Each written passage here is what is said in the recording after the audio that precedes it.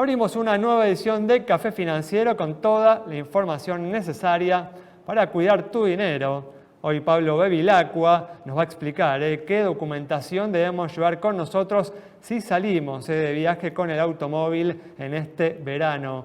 También Ricardo Paulina van a brindar informaciones sobre las iniciativas impositivas que viene impulsando el gobierno, y Gustavo Nefa va a repasar lo sucedido en los mercados de capitales. Y en el último bloque vamos a conversar con el economista José Ciaba Cerrate para analizar las principales noticias económicas de estos últimos días.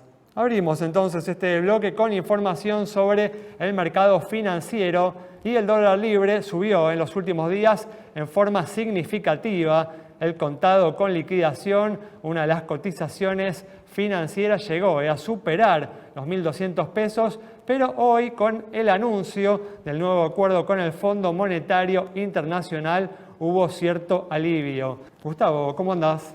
Muy bien, Ale. Así es, el mercado le dio la bienvenida a este anuncio de acuerdo con el FMI, que estaba pendiente, y hay unos 3.300 millones de dólares que se desembolsan a corto plazo, que van a dar alivio al gobierno en busca de dólares. Había hecho su tarea el sector agropecuario liquidando dólares que casi llegan a 4.000 millones de dólares al día de la fecha.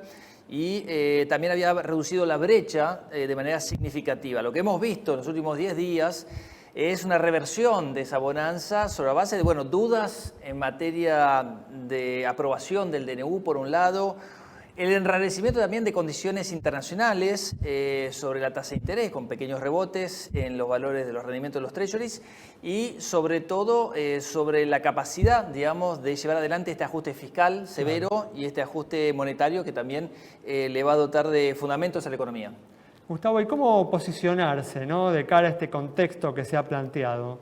Bueno, llega un momento de tranquilidad y el dólar puede meter una pausa. Hoy, de hecho, fue un día donde retrocedió, pero desde valores muy altos podemos esperar a corto plazo quizás un rebote de los bonos en pesos. Habían estado con un ajuste, en algunos casos bastante severo, pero hemos visto en la rueda de hoy algunos rebotes sobre la base de este nuevo escenario que podrían continuar, con lo cual algunos bonos del tramo corto de la curva, los TX24, y hay 2 o 3 bonos que son sujetos también de un canje hacia adelante, que van a tener una menor cantidad de emisión, que sería positivo para el inversor a corto plazo. Por eso, ¿ves oportunidades para los inversores en activos en pesos? Sí, letras cortas casi prácticamente no hay, vence una este mes y otra el mes que viene, con lo cual los bonos del 2024 al 2026 son el foco, me parece, a corto plazo de los inversores casi obligado.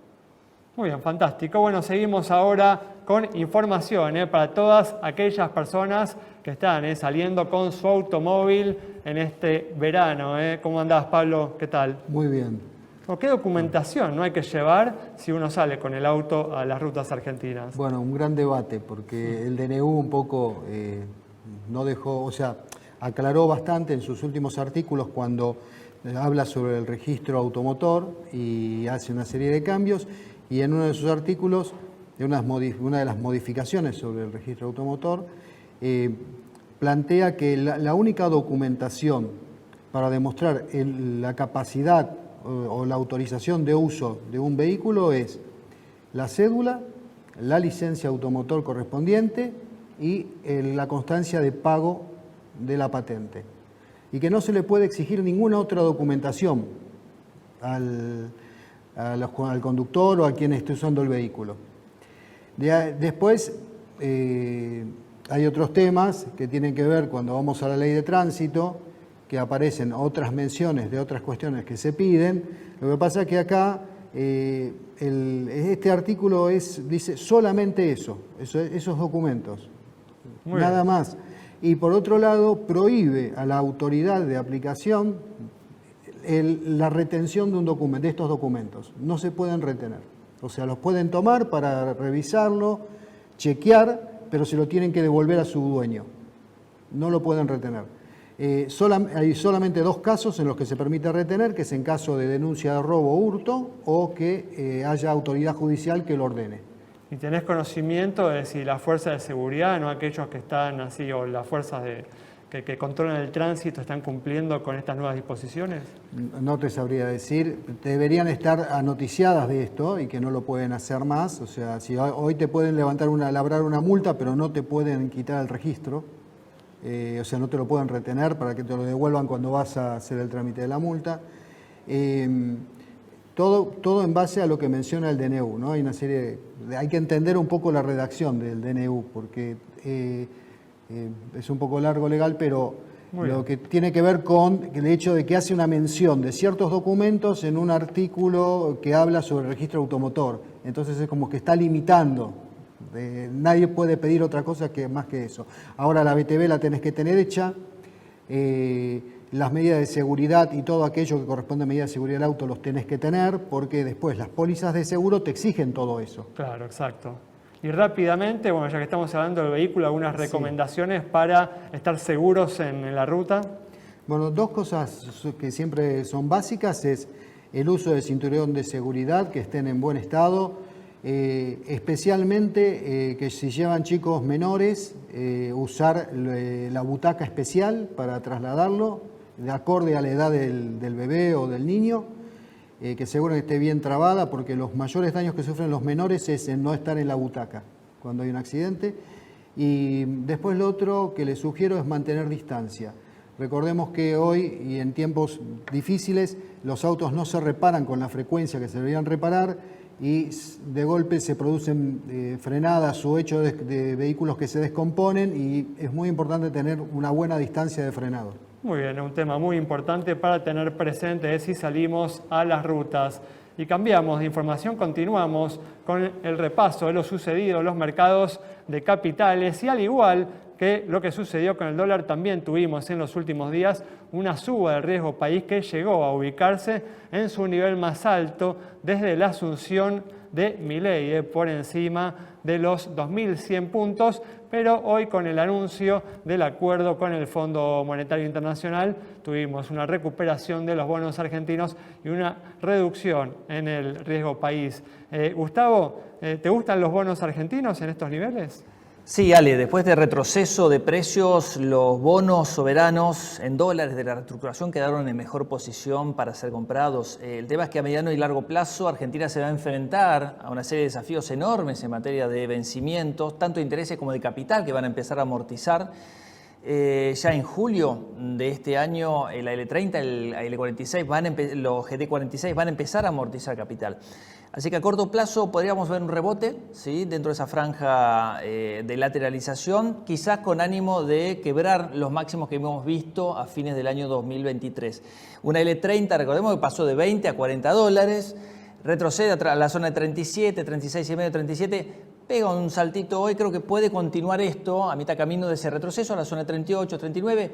Le va a costar quebrar eso si no hay novedades del lado de lo constitucional y lo legal por el lado del DNU, y sobre todo una recomposición del ánimo por el lado del tipo de cambio, que se estabilice el tipo de cambio. Todavía, Gustavo, estamos viendo precios de default, sin duda.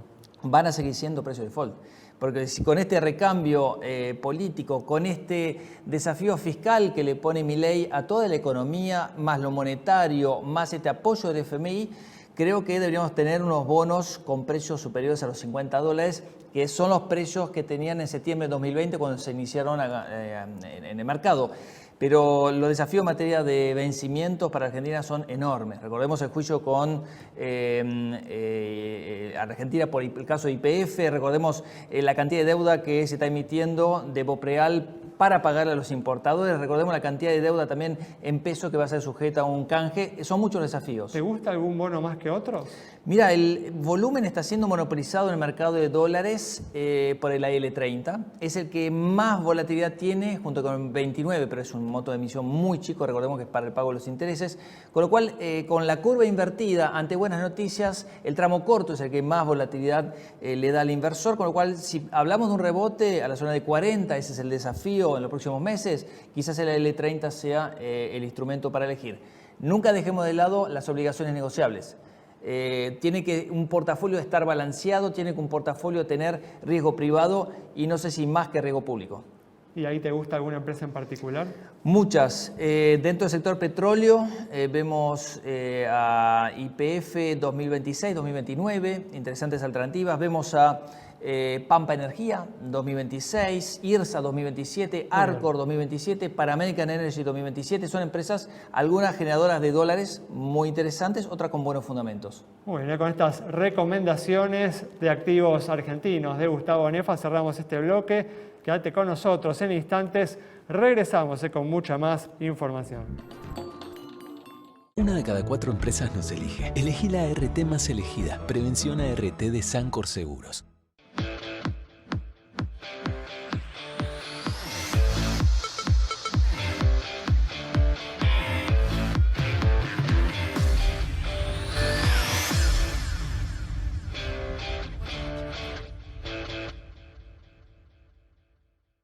La Nueva Cooperativa de Seguros le ofrece las mejores coberturas para usted y su familia. Contáctese al 0800-333-4455. La Nueva, honestidad para asegurar, solvencia para responder.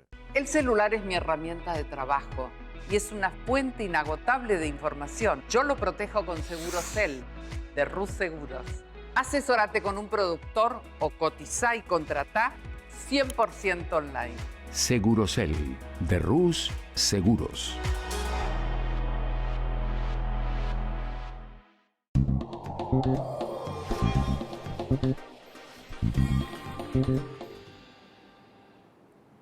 Abrimos este nuevo bloque con información sobre las iniciativas impositivas que viene impulsando el gobierno. Ricardo, ¿qué tal? ¿Cómo andás? ¿Qué tal, Alejandro? Gracias por estar aquí. Al contrario, Bueno, gracias por invitarme. El otro día anticipaste un poco o hiciste una síntesis del blanqueo de capitales, ¿no? Justamente una de estas iniciativas, Ricardo. Ahora con más amplitud, ¿qué podemos agregar sobre el tema? Bien, es así, han mandado un proyecto de ley, la cual permitiría a los contribuyentes regularizar todos aquellos bienes que tienen al 31 de diciembre y no los tengan declarados ante la Administración Fiscal. Cuando nos referimos a bienes estamos hablando de dinero en efectivo, moneda extranjera, rodados, inmuebles, derechos, etc.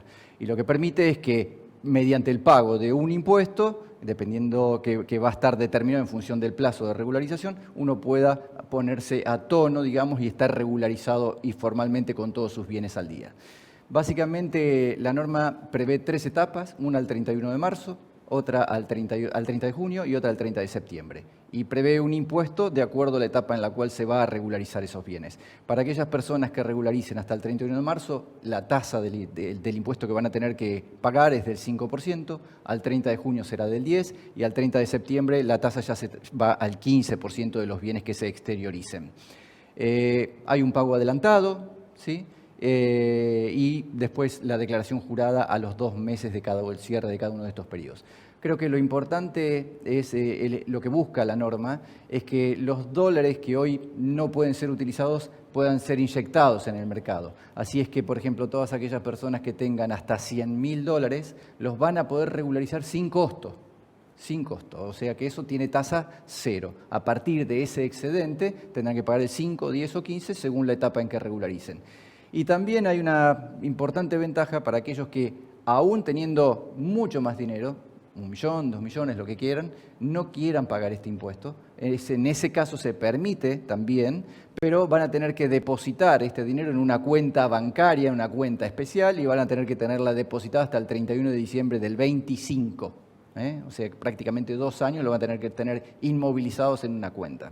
Muy bien, bueno, nos queda 1 minuto para contar también, ¿no?, los cambios que se están proyectando en el impuesto a los bienes personales.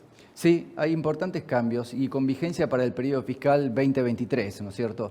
Lo primero es que se elimina la sobretasa existente para el impuesto que se paga por los bienes que las personas tengan en el exterior, que iba del 0,7 al 2,25. Esto se elimina, con lo cual va a pasar a pagar una tasa del impuesto del 1,5%. Esto significa que van a tener una reducción del 33% del impuesto. Y se prevé una reducción, digamos, gradual a lo largo de los años, donde comienzan el 1,50 para este año 2023, 1,30, 1,10, 1 y 0,50 hasta llegar al año 2027, que queda en esa tasa, ¿no es cierto? Muy bien, fantástico, muchas gracias. Y vamos a cerrar el bloque con información sobre lo sucedido en los mercados de capitales internacionales. Los principales índices bursátiles norteamericanos abrieron el año con cierta pereza.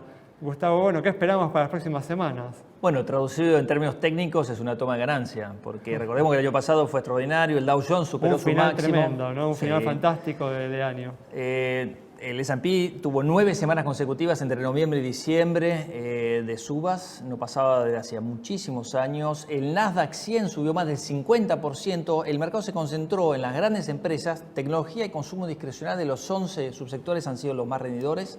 Y obviamente este año, como bien decía, se tomó una pausa, nada importante. De hecho, el S&P 500 está a apenas 40 puntos, que es un punto porcentual o un poquitito menos debajo de su máximo, con lo cual pronto lo va a quebrar. Vino una buena data de empleo, eso enfrió un poco las expectativas de una baja pronta de la tasa de interés, pero para marzo está todo preparado para que vaya convergiendo a una tasa de acá a fin de año cada vez menor. Eso imparte optimismo a lo largo de toda la curva de los treasuries y esto se traslada tanto a la renta fija como a la renta variable. Esperas entonces crecimiento este año, y para aquellos inversores que quieran aprovechar estas oportunidades de crecimiento, ¿te gusta algún CDA, algún activo en particular? Bueno, hay que mirar empresas que tengan buenos fundamentos y que con altos pagos de dividendos. ¿Por qué? Porque al bajar la tasa de interés, la competencia son las empresas con buenos pagos de dividendos. Hay que meter la lupa ahí. Hay muchos ETFs con empresas buenas pagadoras de dividendos, pero consumo no discrecional, por ejemplo, la Johnson & Johnson, Procter & Gamble, son empresas que tradicionalmente pagan muy buenos dividendos, son empresas excelentes.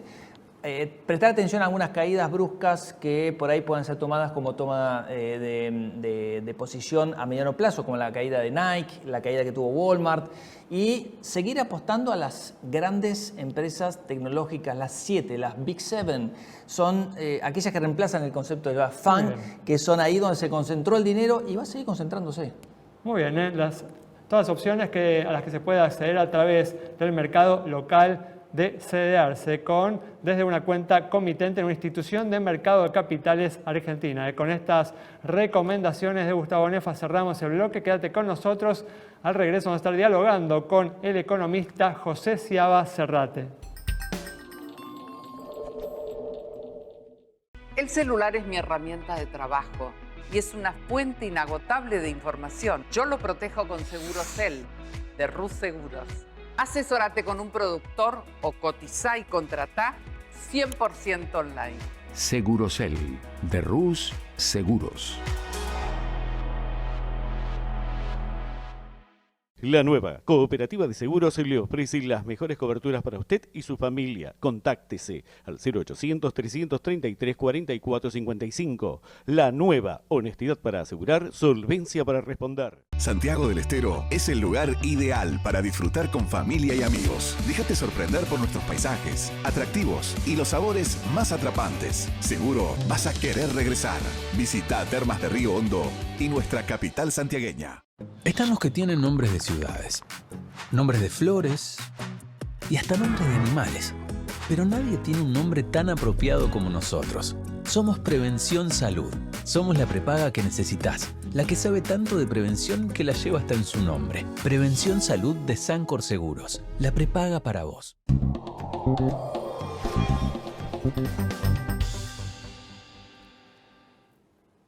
Abrimos este último bloque ya con la presencia del economista José Sciaba Serrate para analizar las principales noticias económicas de estos últimos días. José, ¿qué tal? ¿Cómo andás? Muy bien. Gracias por estar una vez más aquí. Gracias por la invitación.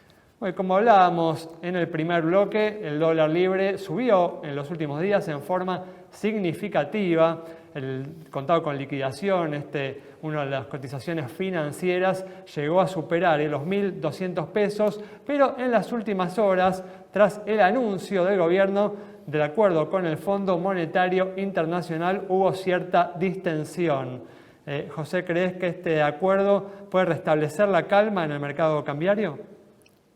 Yo creo que tampoco había tanta perturbación. Si uno piensa que aún subiendo de una manera marcada, los dólares financieros están por debajo de lo que supieron estar antes del cambio de gobierno. Eso es cierto, sí. Y después del cambio de gobierno hubo una devaluación muy importante del peso y también se destapó la olla, digamos, de los controles, un sinceramiento de precios y todo eso ha hecho subir la tasa de inflación, o por lo menos la medición de la inflación sensiblemente. Sí, los dólares libres en los últimos meses han perdido frente a la inflación de manera clara, ¿no? Los precios relativos están cambiando en la dirección que se desea.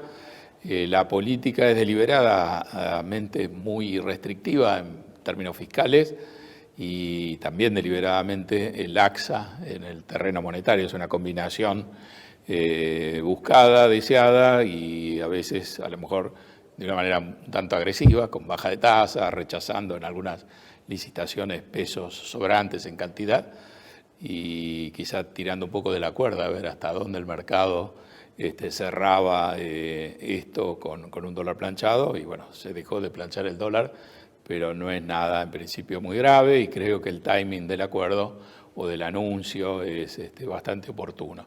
¿Qué esperas en materia de la cotización de los dólares libres para los próximos meses? ¿Crees que va a haber así volatilidad? ¿Crees que van a ganar o van a perder frente a la inflación? Yo creo que en principio hoy hay un ancla fiscal que va a ver si se cumple o no. Y por ende, cuando esto es así, los dólares financieros son el ancla de verdad para la población en general, para ver si esto funciona bien o no. En ese sentido creo que va a ser importante contar con un acuerdo con el fondo, contar con los desembolsos del fondo, la posibilidad de conseguir algún dinero fresco por parte del fondo o de multilaterales. Ese es un frente que si uno avanza y lo consolida va a ayudar. Y por otro lado, porque forma parte, digamos, del paquete de medidas de mi ley, es muy importante que las otras medidas, DNU, ley ómnibus, también atraviesen, digamos, el filtro o el doble filtro político en el Congreso y judicial, de manera tal que lo que sobreviva sea una masa crítica de programa económico, sinceramiento de precios, una inflación que se vea parabólica y no exponencial, es decir, que tenga un pico ahora, pero después vaya bajando, y si esto es así, lo que haga el dólar no debiera desentonar demasiado. También es cierto, ¿no?, que mientras más cerca estemos de la apertura, ¿no?, del cepo cambiario, más va a tender a caer, ¿no?, el dólar libre, la cotización actual en términos reales, ¿no? Es cierto, pero no vamos a estar cerca del cepo si el programa no funciona. Y yo creo que son tres elementos. El programa tiene que tener una solidez. Estamos hablando de una etapa previa quizá al plan de estabilización, de construir los cimientos para estabilizar después, pero tenemos que pasar por el Congreso y mostrar la cintura política de que se pasan las medidas necesarias para ejecutar ese programa. Y el otro elemento importante es también que no se pierda el control de la calle en la ejecución del programa, ¿no? Vos justamente, el vocero presidencial, ¿no?, Manuel Adorni, adjudicó, ¿no?, la suba del dólar libre el último día a las dificultades, ¿no?, que está teniendo la ley ómnibus para atravesar el Congreso. Veo que coincidís con su argumento. No del todo, pero hay una parte que es cierto, digamos. La verdad que el disparador fue el fallo, la primera cautelar, que horadó lo que se presentaba como una especie de escudo y golpeó directamente en el DNU. Pero hay muchas razones que no tienen que ver con esto, que podrían explicar tranquilamente por sí solas la suba del dólar. Pero sí, una suba más preocupante del dólar va a ocurrir si las medidas que son necesarias dentro de ese universo, que es mucho más amplio que lo estrictamente necesario. Si lo necesario pasa el filtro, no va a haber problemas. Y en todo caso no hace falta, me parece, de ninguna manera que se aprueben cosas que están incluidas o en la ley ómnibus o en el DNU, que no tienen una conexión muy directa ni con la necesidad ni con la urgencia del corto plazo, ni con la necesidad tampoco del programa económico. Es decir, si no se le toma examen a quienes finalizan el secundario, no creo que sea muy relevante. Sin duda, ¿no?, que el elemento a mirar en estos próximos meses es lo que suceda, ¿no?, con el déficit fiscal. El cumplimiento de la promesa del déficit fiscal cero, a mi juicio, digamos, aunque no termine siendo cero, eso se va a saber sobre el final del año. Pero ese es un elemento muy fuerte en la medida que el gobierno tiene credibilidad, ¿no? Y en la medida que se apruebe el corazón, digamos, de las medidas, lo que hace falta, que apruebe el Congreso y que se pueda ejecutar el programa, para mí eso es lo esencial. Si alguna otra cosa queda en el tintero, me parece que deliberadamente se ha diseñado una ley ómnibus sobrecargada de muchos elementos, me parece como para que queden en el camino deliberadamente. ¿Qué cifra de déficit fiscal para fines de este 2024 te resultaría convincente, ¿no? Para justamente... Si hay que ajustar 5 puntos del producto, un programa que ajuste 5 puntos del producto es realmente muy ambicioso y con pocos antecedentes. Si en vez de 5 terminan siendo 3 o más de 3, me parece que está bien, pero... ¿Crees que eso sería bien visto por los mercados y contribuiría a continuar? Habría que ver todo el marco, pero sin duda, si uno se queda corto pero avanza, me parece que eso va a ser muy, muy, muy valioso. Justamente relacionado, ¿no?, también con los movimientos que se ven en el dólar, uno vio, ¿no?, a lo largo de estos últimos días una suba del riesgo país que en el día de ayer llegó a ubicarse en su nivel más alto desde la asunción de Milei. También, ¿no?, como sucedió con el dólar, tras el anuncio del acuerdo con el fondo, hoy vimos, ¿no?, una caída del riesgo país, una suba de los bonos argentinos. ¿Crees que los factores que contribuyen a los movimientos del dólar son los mismos que influyen en los movimientos del riesgo país? Son bastante estrechamente correlacionados. Y te diría que si uno imagina en un plazo no muy largo que se atraviesa el filtro del Congreso, el corazón, digamos, de las medidas que son necesarias, creo que ahí hay una capacidad de reducir muy fuertemente el riesgo país. Muy bien, fantástico. Bueno, José, muchas gracias. Gracias a vos. Cerramos el programa de hoy entonces con el detallado análisis del economista José Seabra Serrate sobre el avance de la gestión de Milei en materia económica y el impacto que los distintos obstáculos que se van enfrentando generan en el dólar y en el riesgo país. Nos reencontramos el próximo miércoles a las 20:30 aquí en Metro.